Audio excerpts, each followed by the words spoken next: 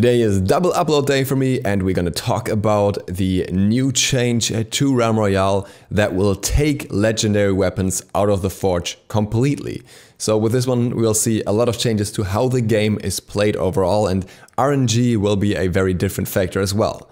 If you are unaware, for this particular patch there were various changes on the PTS, the public test server, on Steam as well, where they tried out different things like, for example, hit scan weapons, full automatic weapons, and a lot of that is already gone now and did not make it into the final version of the patch, but the removal of legendary weapons from the Forge did.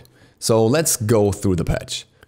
Forge. We have made several loot changes to the weapons that come out of chests strewn across the map and what can be crafted at the Forge. Crafting legendary weapons, often the first time you visit a Forge, allowed players to increase their lethality at a rate that outpaced the armor collection. This resulted in a shorter time to kill in the mid-game.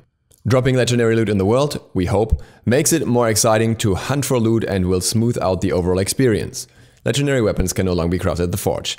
Now this is a very drastic change, and Hi-Rez has warned us that they will do drastic changes, and I can see a lot of people not being all too pleased about this, because previously the legendary weapons was simply what was primarily used by most players, and that's the weapon you're typically used to for your class. Now legendary weapons are just one of the weapons you can get by chance, but I think that the reason given here is actually very legitimate. I always thought it was not really worth crafting anything over the legendary weapon if you had the opportunity to, except maybe the fireball on the mage, so abilities on the mage, as the weapons are just extremely good, and even if you were to have 3 legendary armor pieces, unless you also have a purple shotgun along with that, somebody with a legendary weapon could still take you apart very easily before you can react to it. Along with that come other changes to the weapon system. I will talk about the classes after. All class legendary weapons are now elemental. Projectile weapons no longer have bloom. Spirit weapons are now renamed to lightning and receive projectile updates. Legendary weapons may now drop from chests and weapon chests. Elemental class-specific weapons may now drop from chests, weapon chests, and Zeppelin chests. So it seems like you will no longer be able to get normal legendary weapons from Zeppelin chests, from the ones that drop around the map, but only your class weapons, and will instead get the legendary other weapons from chests randomly. Unfortunately, Hi-Rez does not mention any drop chances, or if the drop chances increase throughout the course of a match, which I hope they do. I think it shouldn't be possible to find a legendary weapon in the first few minutes before you could theoretically even craft it, but it should be very much possible to get it easier in later stages of the game. That is by far not the only weapon change though. There is a new weapon, the auto rifle, which has been added to the game and is a single shot semi-auto projectile weapon. Now, actually not sure which one of the weapons from PTS that's supposed to be. It's called auto rifle, but it's single shot, but it's also semi-automatic. So, well, I don't know. We'll find out. I hope it's a burst projectile. I doubt it is, but we'll see. On PTS we had 3 new hit scans, a single shot, a burst fire, and a fully automatic one, so I'm expecting it to be one of those. The crossbow also got a change. The projectile speed and size have been improved. On the PTS note it's set by 0.5, it doesn't say that anymore. Is a value that doesn't really tell us much anyways, but it's the same value as, for example, the Mage Staff has or the Warrior Axe, so I'm expecting it's the same value still.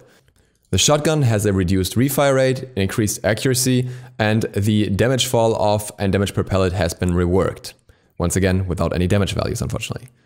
The poison pistol is now renamed to Venom Pistol. It is now the only hit scan weapon in the game. It's getting changed to hit scan.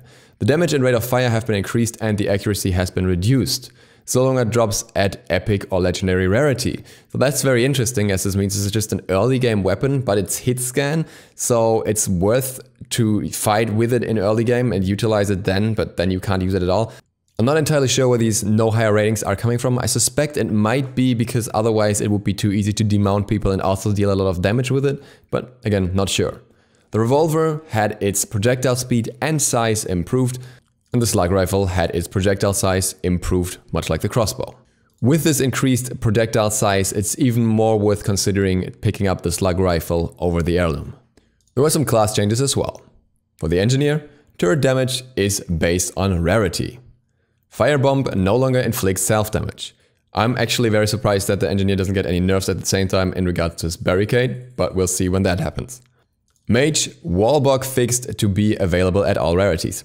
Ironically, that's actually more of a nerf to the mage, because as of now the wall really doesn't have much value and most people don't want to pick it up. So now you have the chance to get a legendary wall from the forge, and as such it will be even harder to get the fireball that you probably want or the ice block. So more of a nerf than a buff. Stone spear damage has been reduced, again without damage values, very unfortunate. And the fireball cooldown has been increased and the projectile size has been reduced. That was already in the game, than a previous hotfix, it was just mentioned here again. And the ice block duration has been reduced as well. Now, we could say the reign of mages is over, but it's really hard to say that when we don't know any of the values of the changes. If we knew them, then maybe we had a better indication of what's actually going on. Assassin, sniper rifle projectile speed improved, and likewise hunter, longbow projectile speed and size improved. So both of those should probably be easier to hit with faster projectiles now. And then we have a lot of so-called patch highlights. The home lobby has a sneak peek of some upcoming content. More specifically, you can see the new mount, a raptor there, as well as a chicken skin when you're in the game. I couldn't log in at this point in time, so I couldn't see it. The minimap has been updated. The visual effects for projectiles have been updated. North American West servers have been added. The initial safe zone is now typically more centralized over the island, so it's not so shifted to one of the sides. Fixed an issue where the camera could quickly pop between two extreme positions when colliding with the world. Now the camera smoothly recovers if it collides with the world. Reworked the legendary drop logic so that they cluster less. Also very good. Ice Haven was just legendary galore basically. Improved crouching hitbox for better hit detection. Improved hitbox for players that are mounted for better hit detection. This is especially important for demounting. Reduced weapon bloom when jumping. Changed kill count system to give team-based credit instead of just last hit on the chicken. That means that in your team rating, in duos or in squads, you will now have the kills of your entire team shown up when you're in Masters, instead of just seeing your own kills, which I think is better, so it is really played like a team game more. Ranking is now done per match type, solo, duo, or squads. Players can swap weapons while mounted, also very nice. Updated armory presentation, updated store redeem code presentation. Runes Manor area has been added in Northport, North Ice Haven area. Made various improvements to the terrain, especially around cliff areas. Moved the Autumn Fields Forge to a new location and replaced it with a new building. Fixed a number of misplaced chests. Added more chests to buildings that were previously empty. Improved the lighting in the Forbidden Swamp. Addressed a number of collision issues in various buildings, fixed some glitches where parts of the environment appeared to float, improved the visual quality of some buildings, added wind to trees, improved the town entrance gates, improved the visual quality of the sky. Audio. Added new forging sounds to help players know that a forge is active. I mean, you could kind of see that before anyways. Updated footstep audio to vary between surface materials.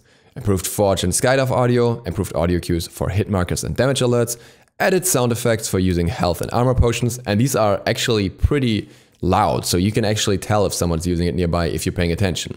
Added different sound effects for when you